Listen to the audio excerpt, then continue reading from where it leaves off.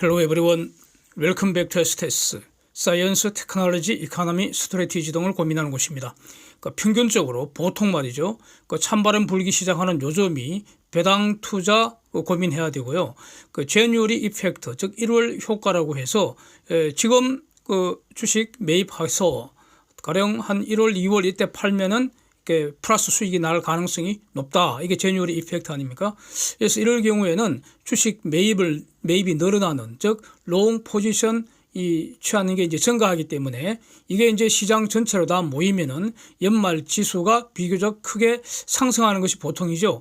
그리고 연말에는 크리스마스가 있기 때문에 그래서 연말에 보통 지수 상승한다는 그런 뜻에서 산타랠리 이런 용어가 등장했던 거 아닙니까? 그래서 23년 코스피는 과연 산타랠리 있을 것인가, 이걸 더듬어 봤습니다. 결론적으로는요, 코스피는 지금보다는 상승하리라고 저는 보는데 이거 지속되기 힘든 거 아니냐, 박스피 형성되는 거 아니냐. 즉 코스피는 박스피라는 겁니다. 앞으로 상당 기간. 코스피는 박스피 형성하는데 지금은 그 박스권의 하단 근방에 있기 때문에 그 박스권 위로 조금 더 올라가지 않겠나. 그래서 산타랠리는 없을 것 같고요. 그런데 요거는 이제 12월 옵션 만기 지나고 나서 다시 한번 검토를 해보겠습니다. 그리고 어제 하나오션 제가 다이루션 이펙트 분석한 영상 올렸는데 사실 하나오션의 다이루션 이펙트, 다이루션 리스크를 어제 제가 가장 정확하게 분석했다고 보고요. 저렇게 분석한 영상이 아마 거의 없는 걸로 알고 있습니다. 그런데 거기 댓글 한 두 분이 단 것 중에 그 댓글 내용에 아주 심각한 오류가 있는 것 같아서 그걸 제가 지적을 하고 해석을 했습니다.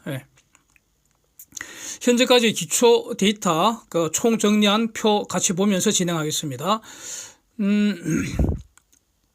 지금 12월 13일에 연준의 마지막 금년 FOMC 예정되어 있는데 여기서 현재는 기준금리 동결 가능성이 91%이고요. 25bp 인상 가능성 지금 9%, 이게 현재 확률 분포입니다. 그런데 지난 9월 연준 점도표상으로는 연말까지 한 번 더 25bp 인상해서 기준금리 상단 5.75% 된다는 것이었는데 현재까지 시장은 추가 인상 없는 걸로 이렇게 지금 예상을 하고 있다, 이런 뜻이고요. 그런데 지난 주말에 미시건 대학의 expected inflation, 즉 기대 인플레이션, 일종의 인플레이션 예상치인데 1년 후 인플레이션 4.4%다. 5년 후 인플레이션 3.2%다. 이 말은 이 기대 인플레이션이 계속 올라가고 있습니다, 지금.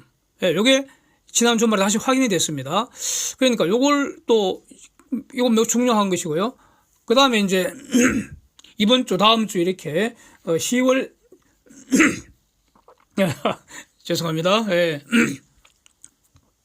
이번 주 다음 주까지 10월 CPI, 10월 PCS 요게 이제 발표되니까 요거 확인을 해야 합니다. 그래서 현재 미국 경제 지표는 양호하죠. 비교적 다 지표들이 다 양호합니다.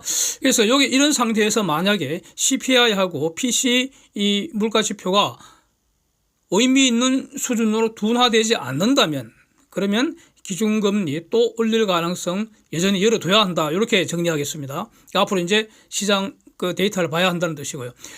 이제 시장 금리는 미국의 10년 국채 수익률 4.65%, 30년 주택담보대출 아닙니까? 모기지 금리, 그게 7.61%로 전부 다 고점에서 좀 하락한 상태입니다. 여기서 이제 10년 국채 수익률은 5% 넘지 않았다는 거, 요거 정리하는 것이 의미 있을 것 같습니다. 저는 5% 넘을 일 없을 거라고 계속 말씀드려 왔습니다.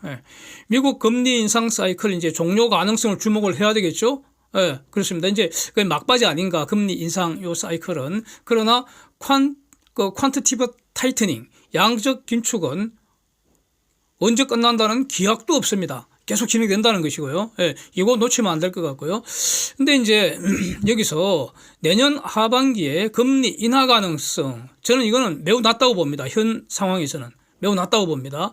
미국이 기준금리 인하하기 위해서는 최소한 두 개의 조건이 동시에 충족돼야 하는 거 아닌가, 저는 이렇게 보는데, 첫 번째 조건은 장단기 기대 인플레이션 목표치가 2% 이내, 최소한 2% 근방까지 와야 하고요. 앤드 두 번째 조건, 미국 경제 여기저기서 곡소리가 울려 퍼져야 합니다. 즉 금리 높아 죽겠다, 못 살겠다. 그래서 성장률이 추락하고 고용 추락하고요, 실업률 치솟고 뭐 이런 일이 일어나야지, 예? 비로소 금리 인하 가능성이 높아지는 겁니다. 현재로서는 두 조건 중에 어느 하나도 충족되지 않았습니다. 그러니까 내년 하반기 금리 인하 기대, 현재 상황에서는 그냥 그 막연하게 희망회로 돌리는 거 아니냐. 아니요, 그렇게 정리하겠습니다. 이제 그러면 지금부터 한국 주식시장 도대체 이게 지금 많이 빠져 있는데 V자 반등 비슷하게 이렇게 지속적으로 급등할 수 있겠는가? 그럴 만한 조건이 있겠는가? 저는 좀 부정적으로 봅니다. 자, 이런 질문 한번 던져보죠. 이게 한국 주식시장 코스피가 지속적으로 의미 있는 상승을 계속하려면은 장기적으로 경제 전망이 낙관적이어야 합니다. 맞죠? 이건 뭐 부정 못합니다. 그런데 지금 세계에서 경제가 고도 성장하는 곳 있습니까? 없잖아.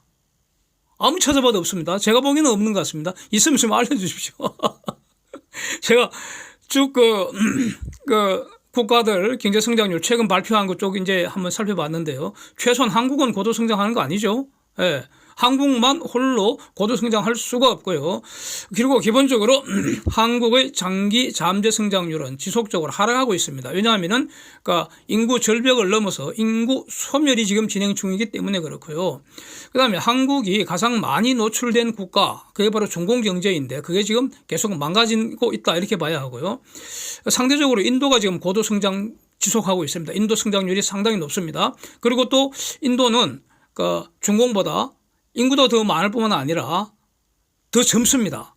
예. 중공은 벌써 비실비실 늙어서 비실비실하고 있죠. 예. 한일중이 전부 다 인구 감소, 노령화 리스크에 심각하게 노출되어 있는데 한국이 가장 심하고요. 중공도 만만치 않습니다. 예. 중공은 이미 늙었습니다. 그런데 인도는 아주 팔팔합니다. 아직은. 인구도 많고 팔팔한 인구가 많다 이겁니다. 그러니까 그리고 또 인도를 주목하고 있죠. 중공 대체하는 그 후보지로. 그래서 인도 경제 성장이 상대적으로 고도 성장 지속하고 있는데, 그런데 당장에 가령 1년 이내에 인도가 중공을 대체할 수는 없다고 봐야겠죠. 뭐 이런 이유 때문에 지금 전 세계에 경제 고도 성장하는 곳이 없고, 세계에 고도 성장하는 곳이 없는데 한국이 어떻게 홀로 고도 성장하겠나 이겁니다. 여기 근본적으로 여기서 출발하고요. 좀 더 이제 그 데이터를 보면은 미국에서는 수입하는 물량, 그 다음에 중공은 수출하는 거, 요걸 좀 더 자세히 제가 한번 분석을 해 봤는데요. 미국의 무역 데이터, 수출 데이터, 수입 데이터 2018년 1월부터 지금까지, 최근까지, 그냥 대략 한 6년치 되잖아요. 요 6년치 데이터를 쭉 살펴봤는데, 여기서 미국은 수입 동향이 매우 중요합니다. 세계 경제에서. 연구원이 세계가 만든 물건 전부 미국에 파는 구조죠. 그렇잖아요. 미국에 안 팔고 어디다 팔겠습니까? 먼저 미국에 팝니다. 그 다음에 이후에 팔아야 되고요. 그러니까 미국에 팔고, 그러면 미국은 그 수입 대금을 달러로 지급하죠. 그래서 전 세계에 달러가 공급되는, 달러가 유통되는, 순환하는 이런 구조 아닙니까? 지금 세계 경제가. 그래서 미국의 수입 특징을 그 그림을 하나 딱 볼 수가 있는데, 팬데믹 이전에는 매월 한 2,600억 불 내외 수입했습니다. 팬데믹 이후에 수입이 고도 성장했습니다. 그러니까 전 세계 일시적으로 호황이 왔었잖아요. 그러니까 성장 엔진이었죠. 미국 수입 늘어난 거. 22년 5월에 3,515억 불 정도, 이게 이제 정점이었던 것 같고요. 23년에는 대개 한 3,170억 불 정도 이렇게 수입을 하고 있습니다. 매월. 그러니까 요거는 이제 월 평균 제가 산수한 게 아니고 대충 월 평균, 정확한 평균이라는 숫자가 의미는 이제 없다고 봐서 지금 상황에서는 대략 주먹국으로 말씀드리는 건데 크게 틀리지는 않으려고 보고요. 그래서 이제 제가 저걸 가지고 전년비, 정감률을 산수를 했는데, 같이 그림을 보시면 팬데믹 전후 3년 제외하고 나면은 대개 한 2, 3% 요 범위에서 증감하는 비교적 안정적 그런 수준입니다. 이게 당연하겠죠. 예, 수입이 어떻게 하루에, 미국 같은 경제에서 수입이 지속적으로 어떻게 매년 수십 프로씩 증가하겠습니까? 증감 변동하겠습니까? 큰일 나죠, 그러면. 증가하면은 그냥, 초호황이고, 감소하면 초불황이고, 그렇게 되는 거 아닙니까? 그러니까 대략 한 2, 3% 전년비. 이 증감하는 요런 구조라는 게 확인이 되는데, 이게 결국 장기 이 평균 어떤 균형 상태, 스테이트라고 말할 수 있고요. 그러니까 한마디로 미국 수입 규모는 조금씩 꾸준히 성장하는 구조다. 경제가 성장하고 있으니까 미국은, 네? 이게 이제 확인되고요. 그래서 23년에는 다만 5월 이후에 지금 감소세를 보이고 있잖아요. 마이너스 아닙니까? 그러다가 최근에 이제 감소세가 감소하는 그런 모습을 눈으로 확인할 수 있고요. 요거 이제 팩트인데, 이 팩트를 제가 판단할 때 저는 이렇게 판단합니다. 팬데믹으로 촉발된 과도 상태, 어떤 트랜지언트 스테이트가 여기서 이제 지금 벗어났다. 그래서 새로운 정상 상태, 즉 과거 월평균 2,600억 불 수입에서 현재 대략 월평균 한 3,200억 불 수입 정도, 요런 상태, 이게 새로운 스테이트가 되는데 이게 지금 시작되는 거 아니냐, 좀 이렇게 해석을 하겠습니다.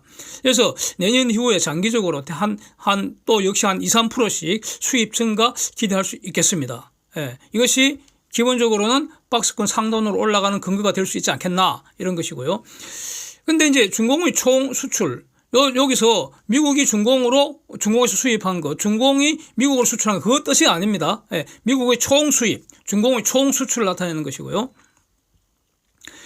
미중 간의 수출 수입은 제가 이전에 다른 별도로 분석한 내용이 있습니다. 예, 지금은 총 수출입니다. 총 수입. 그래서 중공은 21년 총 수출이 전년비 대략 한 30% 고도 성장을 했었습니다.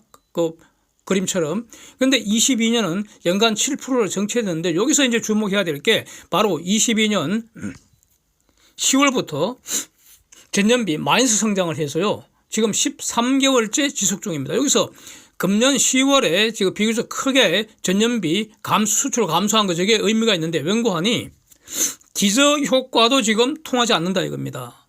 예?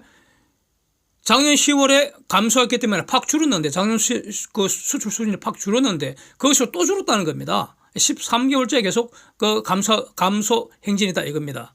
그래서 상당히 주목해야 될 것 같고요.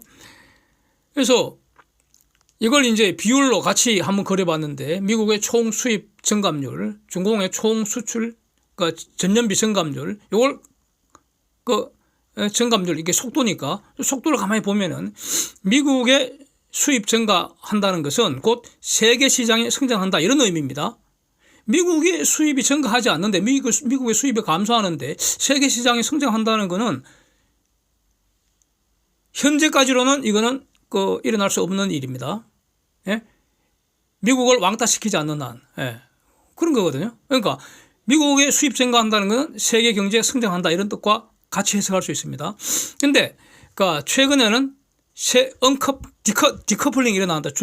미국하고 중공이, 즉 세계 시장 성장하는 만큼 중공 수출 증가하지를 못하고 있다 이겁니다. 즉 최근에는 세계 시장 성장은 중공 배제하고 중공 기여가 감소하면서 이런 방향으로 진행되고 있다, 이런 해석이 가능하잖아요.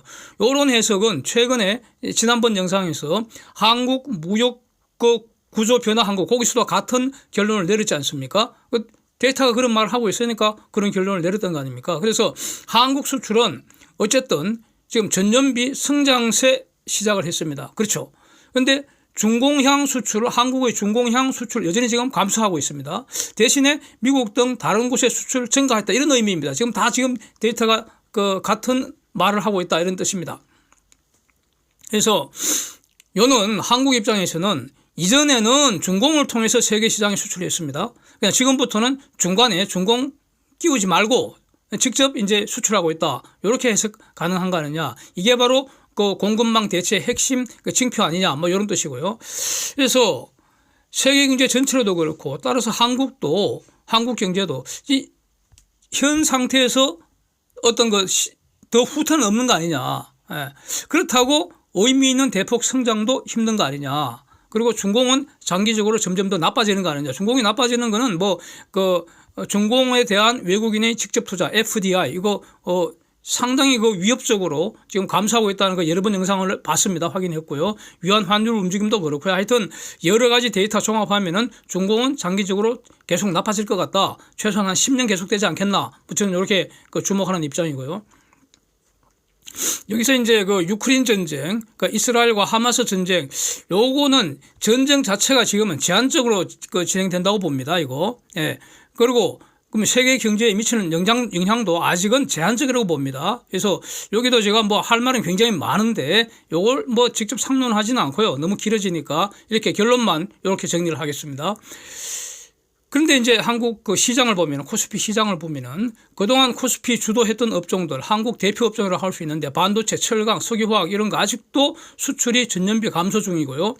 그다음에 LIB 리튬이온 배터리 로 대표되는 2차전지하고 전기차 이런 부분은 저거 시장이 지금 망가진다는 그런 조짐이 지금 나타나는 거 아니냐 이렇게 주목이 되고 있고요. 예, 이렇게 되는데 지금까지 말씀드린 건 어떤 펀더멘탈을 본 거 아닙니까? 그러면은 구체적으로 이 금융시장 코스피 시장에서 각 선수들이 어떻게 노는가 이것도 한번 정리를 같이 해봅니다.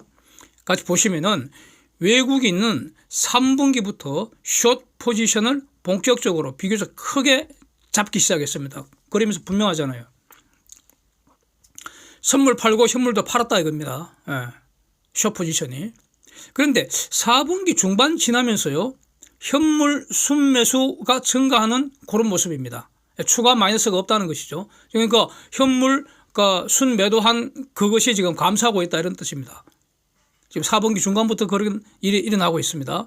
예. 장중에 많이 파는 것 같지만 끝나고 보면 플러스로 변해 있고요. 지금 그런 좋은 조짐이 지금 나타나고 있다는 뜻입니다.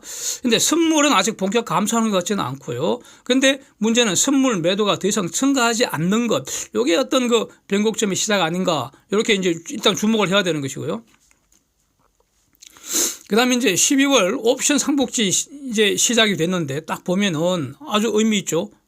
징표가 뚜렷한 징표가 하나 있습니다. 외국인이 대규모 풋 매도로 12월 옵션 마켓 12월 옵션 게임을 시작을 했습니다. 풋 매도봇에 왕창 걸어놔 버렸습니다. 콜도 매도는 했는데 미미합니다. 지금 그림이 그렇죠. 그래서 콜 매도는 아직 방향 판단하기는 아직은 이르고. 근데 여기서 이제 이 파생 시장은요, 외국인 포지션만 정확하게 분석하면은 개인하고 기관은 외국인 포지션과 상대적으로 나타나기 때문에 따로 분석할 필요 없습니다. 예. 그래서 여기까지 딱 종합하면은, 외국인 포지션은 현재가 코스피 박스피 하단이라고 보고 있다. 이렇게 해석하는 것이 가능하지 않겠습니까? 그래서 특별한 사정이 없는 한 앞으로 코스피 추가 어떤 큰 폭 하락은 없다. 이렇게 정리하고 베팅할 수 있는 거 아니냐. 저는 이렇게 보고 정리하겠고요. 그러니까 지금 그럼에도 불구하고 외국인은 옵션에서는 여전히 지수 하락하면은 풋 팔아버리고 지수 올라가면 콜 파는 이런 박스권 노는 방식 계속 할 가능성이 저는 높다고 보고요. 이건 또 주목을 앞으로 해야 됩니다. 이 말 그러니까 외국인들은 앞으로 지수 내리면 풋 팔고 지수 오르면 콜 팔 거다. 이런 말은 제가 22년 말부터 23년 초 이후에 수시로 말씀드린 내용입니다. 그래서 지금까지는 정확하게 이렇게 외국인들이 놀고 있다. 그리고 양매도 전략에서 외국인들이 판판이 지금 이기고 있다. 요거 다시 정리하겠습니다.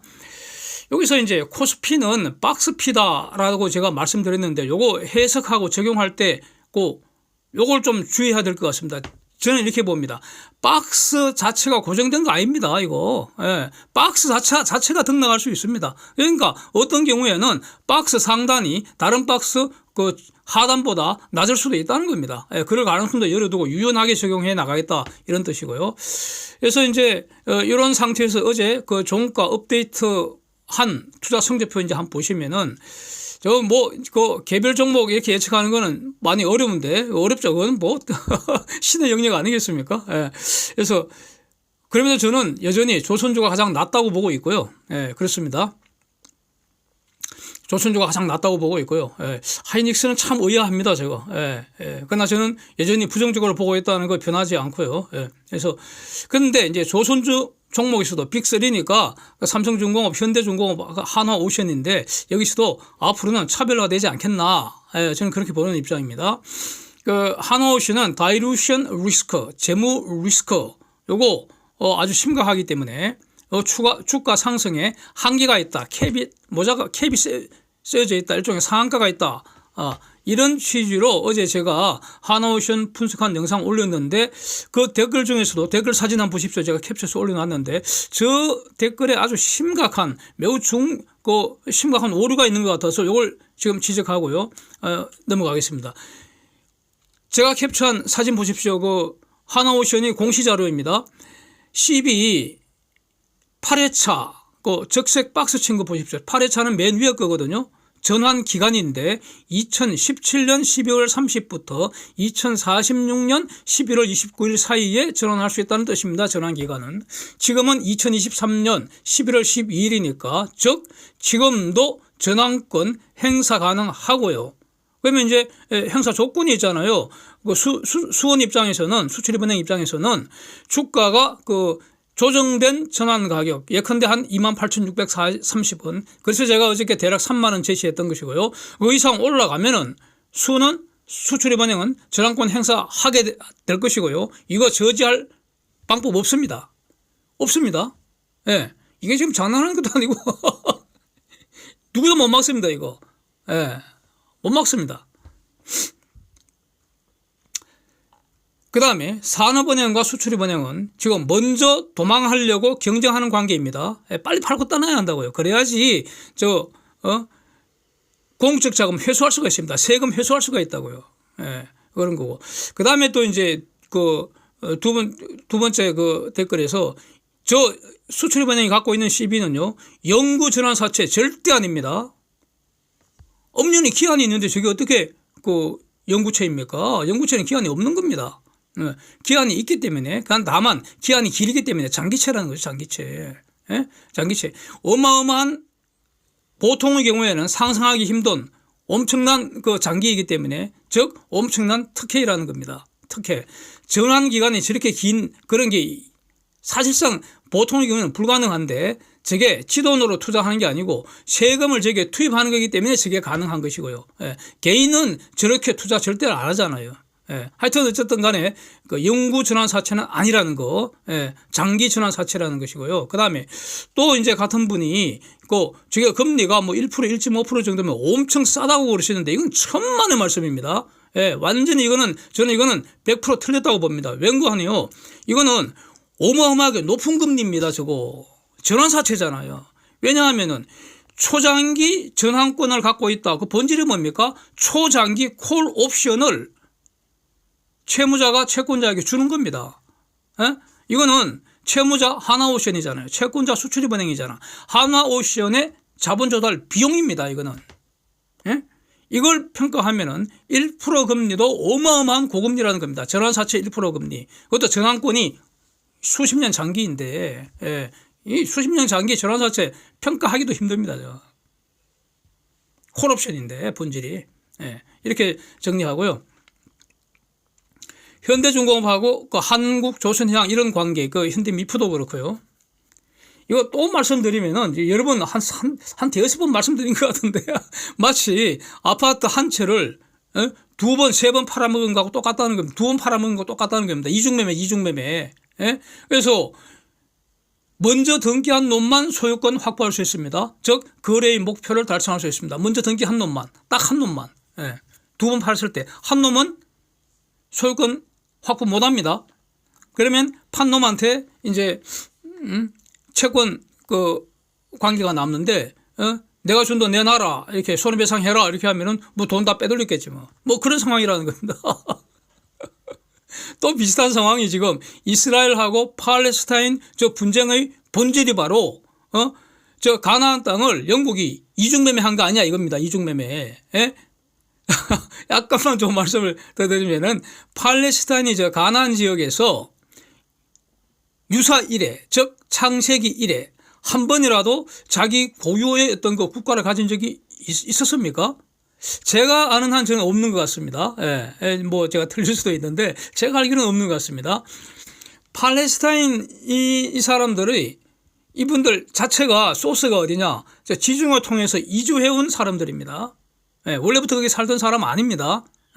그렇고 그 가나안 지역의 그 통일 국가는 다윗 왕, 솔로몬 이런 시절이죠. 그 이후에 가나안 지역 지배권, 여기서 지배권은 아파트의 소유권 비슷한 겁니다. 통제할 수 있는 권리, 주권 이런 거죠. 가나안 지역의 지배권, 그 주인이라는 뜻이에요. 주인. 이거는 아시리아 제국, 바벨론 제국, 페르시아 제국, 로마 제국, 오스만 제국, 대영 제국 이렇게 계속 넘어갔잖아요.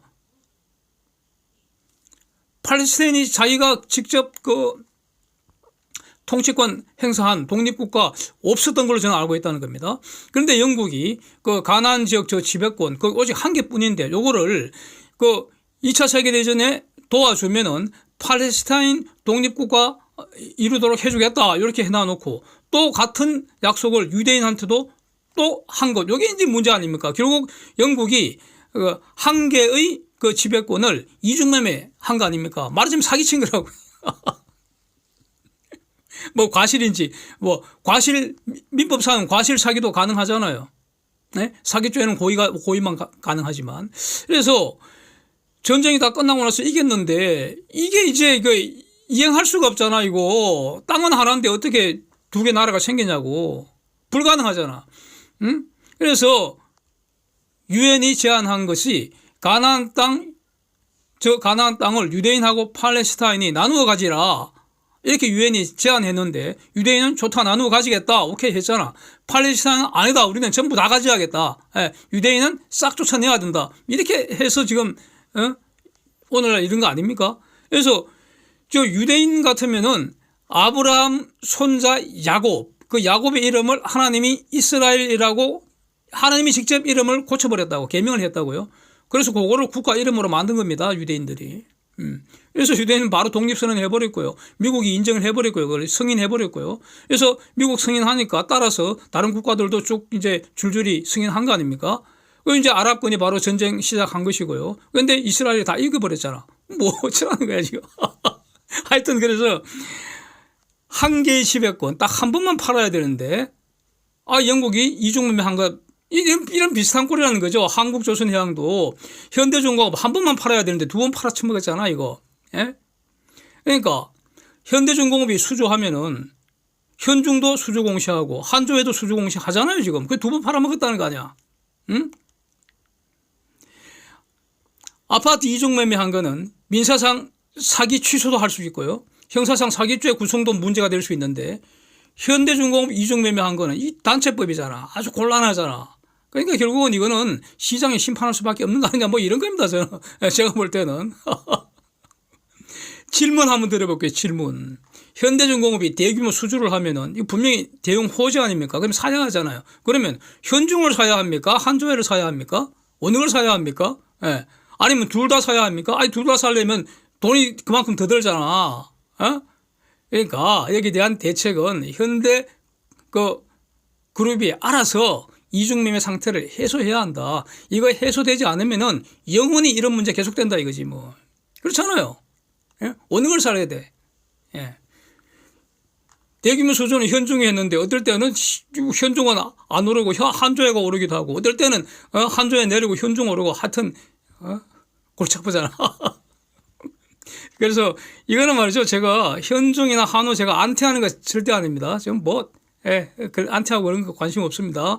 핵심 쟁점 문제제기 하는 것이고요. 그래서 이제 저는 그 삼성중공업이 조선조 황제조 될 거다. 이런 어떤 기대를 하고 있는데 그런 근거가 여러 개 있는데 그 중에 하나도 바로 지금 말씀드린 이런 것도 그 근거가 될 수 있다. 뭐 이 정도로 이렇게 정리하겠습니다.